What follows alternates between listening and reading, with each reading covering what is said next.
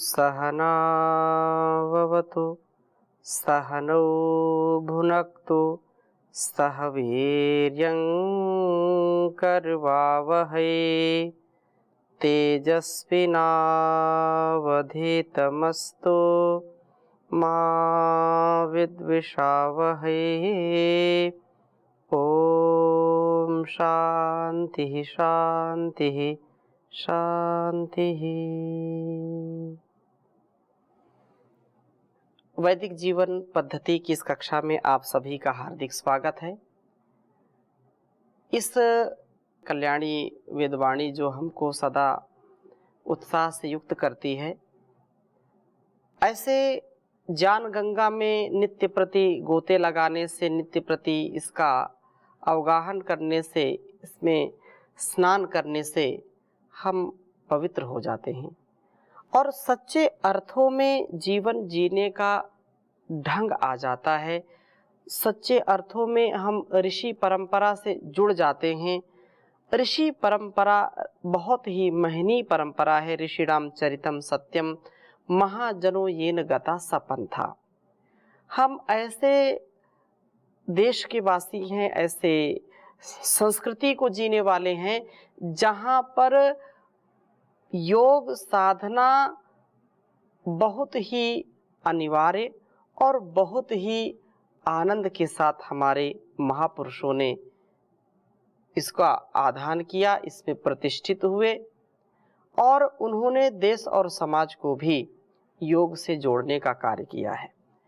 महर्षि पाणिनि हो, पतंजलि हो, जैमिनी हो, गौतम हो, कणाद हो या वशिष्ठ हो, हर प्रकार से हम देखते हैं कि योग साधना का महत्व अत्यंत गहराई से बताया गया है शास्त्रों में और इसको हम वास्तव में जिएं, इसको हम अपने जीवन में उतारने का प्रयास करें। तो ऐसी कामना से, ऐसे स्वभाव से हम इस साधना में लगेंगे तो जीवन अत्यंत श्रेष्ठ हो जाएगा।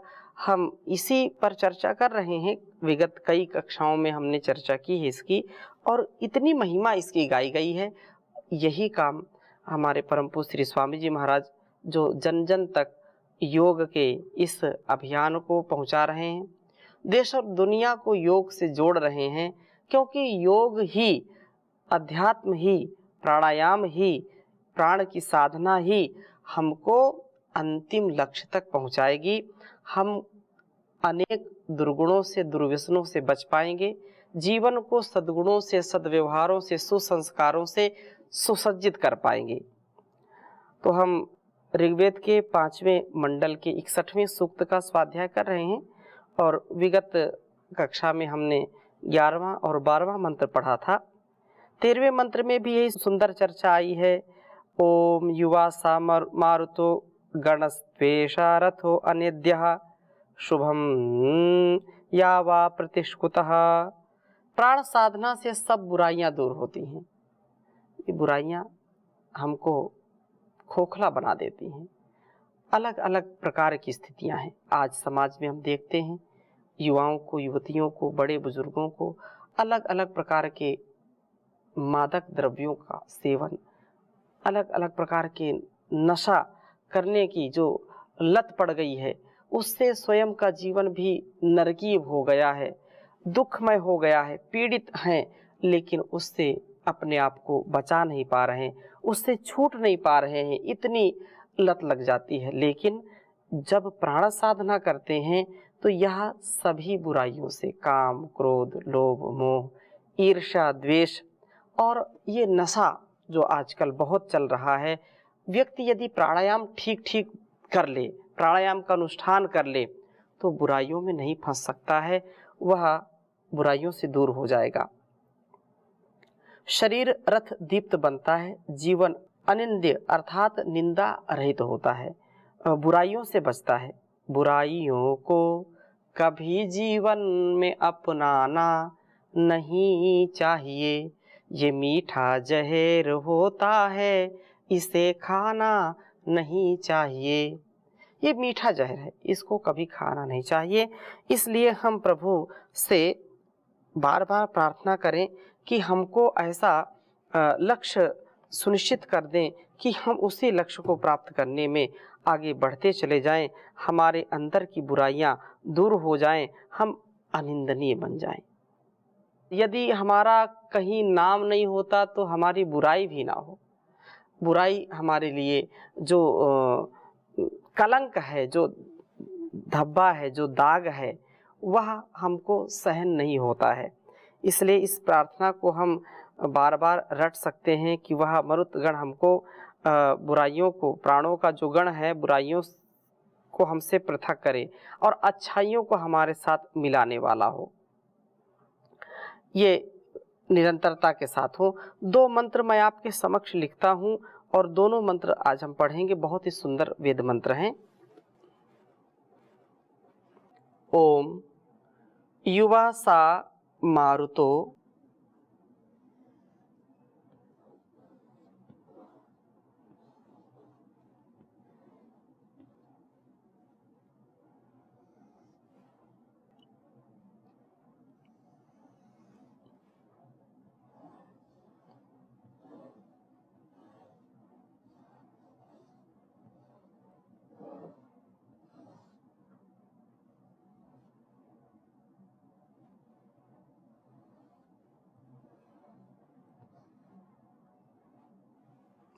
युवा स मारुतो गणस्त्वेषरथो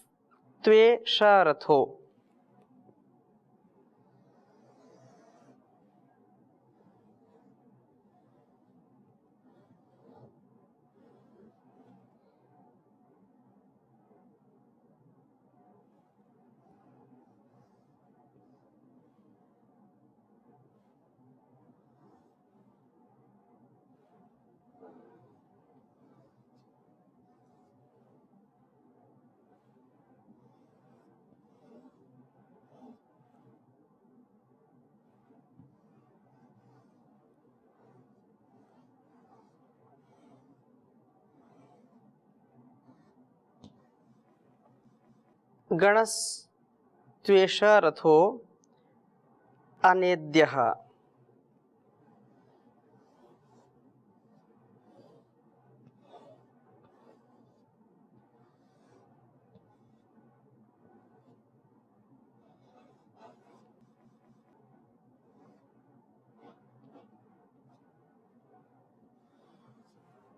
अनेद्यः शुभम यावा प्रतिष्कुतः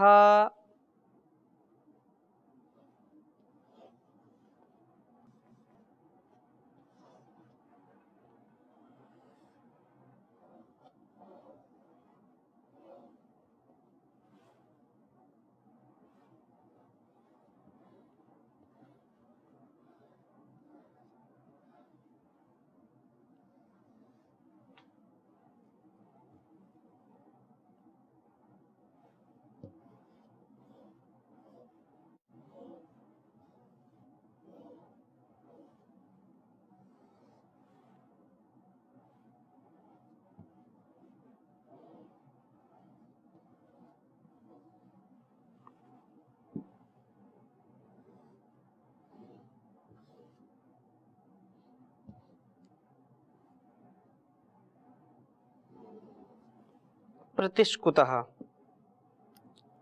यह मंत्र 5वें मंडल के 61वें सूक्त का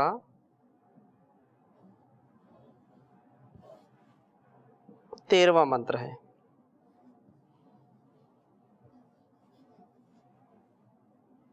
यह 13वां मंत्र है और इसी के साथ साथ मैं 14वां मंत्र भी लिख देता हूं।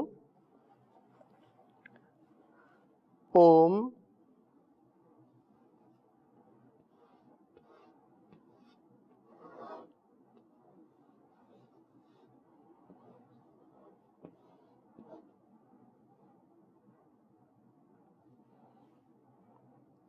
को वेद नूममेषाम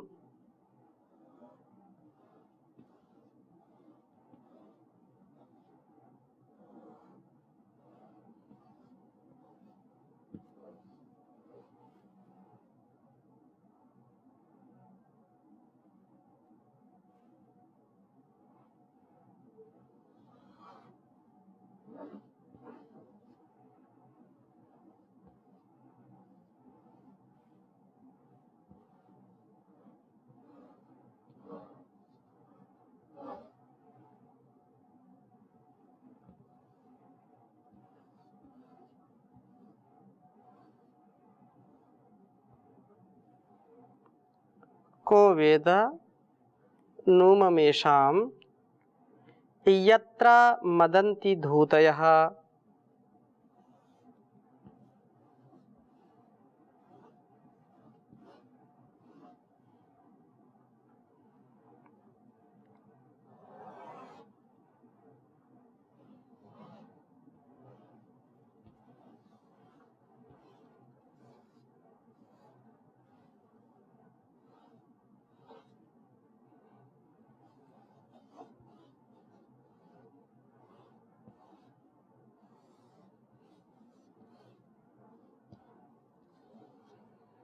यत्र मदन्ति धूतयः हरितजाता अरेपसः।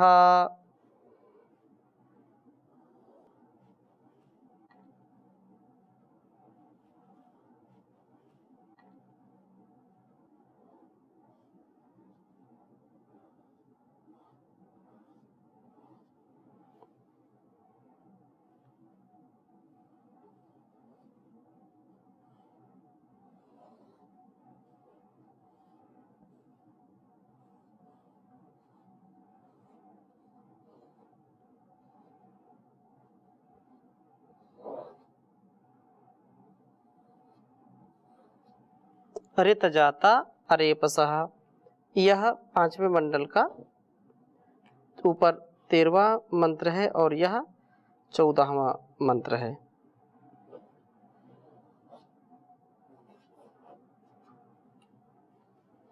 दोनों ही वेद मंत्र बहुत सुंदर हैं। ओम युवासा मारुतो गणस्त्वेषा रथो अनेद्यः शुभम यावा प्रतिष्कुतः। ओम को वेदा नूनमेषां यत्र मदन्ति धूतयः अरिता जाता अरेपसः। युवा सा मारुतो गणस्त्वेषा रथो अनेद्यः शुभम यावा प्रतिष्कुतः। बहुत सुंदर वेद मंत्र है और इसका भाव यदि हम अपने जीवन में उतार लें, इसका जो आदेश उपदेश संकेत हम सबके लिए है, इसको मनसा वाचा कर्मणा अपने स्वभाव में उतारने पर निसंदेह हमारा अतिशय कल्याण होगा।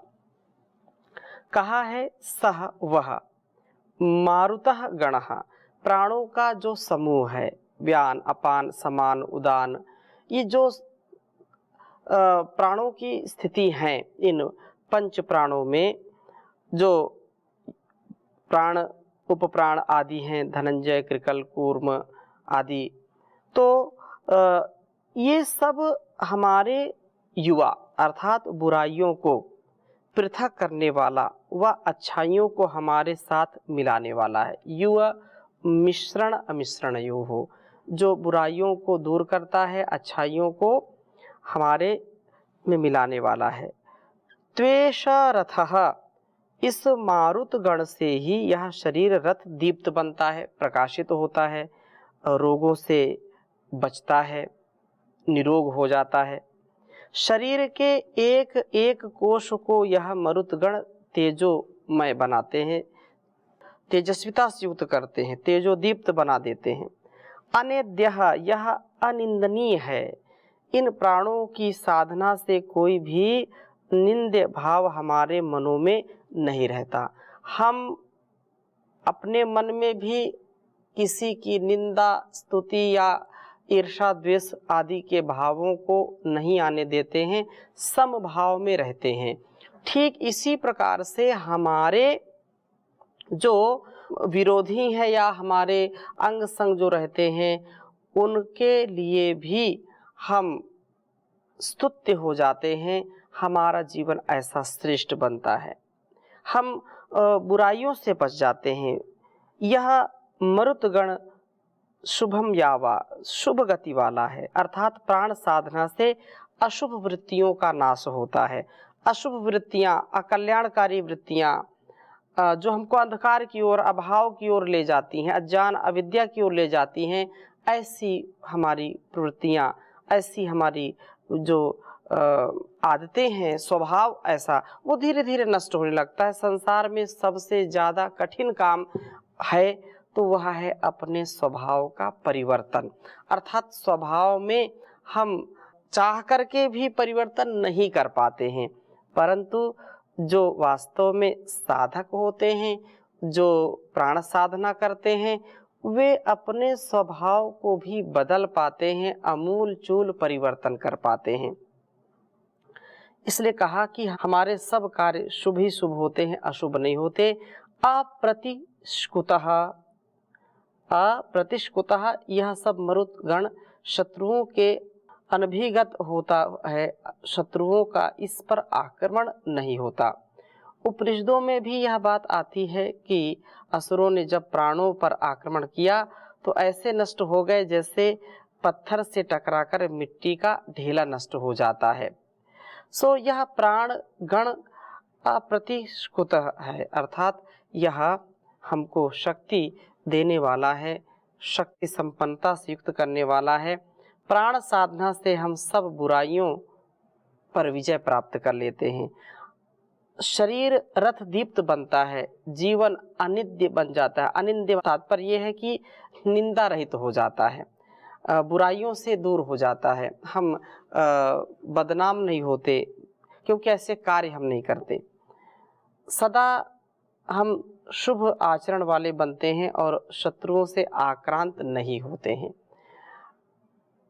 एक प्रार्थना गाई जाती है, अक्सर लोग गाते हैं, मुझे ऐसा बना दो मेरे पिता, जीवन में लगे ठोकर ना कहीं, जाने अनजाने भी मुझसे नुकसान किसी का होना कहीं, मुझे ऐसा बना दो मेरे पिता। उपकार सदा करता जाऊं, दुनिया अपकार भले ही करे, उपकार सदा करता जाऊं, दुनिया अपकार भले ही करे, बदनामी न हो जग में मेरी, चाहे नाम भले ही लेना कहीं, मुझे ऐसा बना दो मेरे पिता, जीवन में लगे ठोकर ना कहीं, जाने अनजाने भी मुझसे नुकसान किसी का होना कहीं, मुझे ऐसा बना दो मेरे पिता। तो यह एक हम अंदर से भाव भी रखें और ऐसा हमारा स्वभाव भी हो जाए कि हम बुराइयों को कभी ना अपनाएंगे, और हम जब बुरे नहीं होंगे तो संसार में कौन हमको बुरा कहेगा। कहने वाले तो कहेंगे, परंतु साँच को आँच नहीं है। सत्य कहते हैं कि परेशान हो सकता है, पराजित नहीं हो सकता है। उसके लिए पुरुषार्थ पूर्वक हम जीवन को आगे बढ़ाएं। और इसी प्रकार से दूसरा जो मंत्र है, यहाँ 14वां मंत्र कहा कि ओम को वेद नोममेषाम यत्रा मदन्ति धूतयः ऋतजाता अरेपसः। इसमें भी यही प्रार्थना है कि इन प्राणों के स्वरूप व स्थान को नूनम निश्चय से कह वेद, कोई बिरला ही जानता है। यत्रा जिन स्थानों में स्थित हुए धूतयः शत्रुओं को कंपित करने वाले ये प्राण मदंती मादयंती जीवन को उल्लासमय बनाते हैं। शरीरस्थ प्राण अपनी क्रियाओं से शरीर की व्याधियों व मन की आधियों को विनष्ट करते हैं, पर कोई विरला पुरुष ही इन प्राणों की साधना में प्रवृत्त होता है। ये प्राण ऋत जाता है, ऋत का अनुभव होने के लिए ही प्रादुर्भूत हुए हैं। इनके कारण अनृत का विनाश हो जाता है, और अनृत जो हमारे लिए अकल्याणकारी है, वह ऋत का विकास होता है, अनृत का विनाश होता है। अरेपसः ये प्राण दोष रहित हैं। प्राण साधना से हम दोषों का दहन कर पाते हैं। दोषों का दहन होकर के जीवन हमारा निर्दोष हो जाता है, निर्मल हो जाता है, शुद्ध पवित्र शुचिता से युक्त हो जाता है। हम ऐसे जीवन जीते हैं। तो प्राण साधना से अनेक लाभ हैं। जीवन निर्दोष बनता है, ऋत व सत्य का जीवन में विकास होता है, सच्चाई अच्छाई के साथ हम जीवन जीने वाले बनते हैं। सब मलों का परिहार होने से आनंद का अनुभव होता है। हम सब प्रकार की बुराइयों को दूर करके सत्य के मार्ग पर चलने वाले होते हैं। सत्य हमारे लिए सर्वोपरि है, इसलिए सत्य तथ्य को हम जाने समझें परखें और उस पर जीने का प्रयत्न करें। सत्यम जानम अनंतम ब्रह्मा, साच बराबर तप नहीं, झूठ बराबर पाप। साच बराबर तप नहीं, झूठ बराबर पाप। जाके हृदय साच है, ताके हृदय आप प्रभु जी, ताके हृदय आप। सत्यमेव जयते नानृतम, सत्य की ही विजय होती है। इसलिए हम प्रभु की शरण में आए, प्रभु से अपने तार जोड़ें, उस ओंकार का जप करें। उस ओंकार प्राणायाम की साधना करते करते ओंकार का हम जप करते हैं तो जीवन का लक्ष्य हमको प्राप्त हो जाता है। हम जीवन को समझ पाते नहीं, तो जीते जाते हैं। जीवन क्या है, जगत क्या है, इसकी कभी सोचने विचारने की फुर्सत ही नहीं मिलती है। और ऐसे ही सारा यह व्यापार प्रपंच जो है, उसमें हम ऐसे रम जाते हैं, रच जाते हैं, बस जाते हैं कि आत्मोन्नति का, आत्म कल्याण का हम मार्ग नहीं ढूंढ पाते हैं। भूल करके, भटक करके, विषयों में अटक करके जब लुट पिट जाते हैं, उसके बाद जब याद आती है उस ईश्वर की, उस के द्वारा दिए गए इस अमूल्य जीवन की, तो फिर तब तक बहुत देर हो जाती है। इसलिए हम जागें और इस जीवन को महकाएं सुंदरता से, दिव्यता से, भव्यता से। तो इन्हीं संकल्पों के साथ आज की कक्षा को यहीं पर विराम देंगे। शेष चर्चा नए मंत्र के साथ अगली कक्षा में करेंगे। ओम शांति शांति शांति।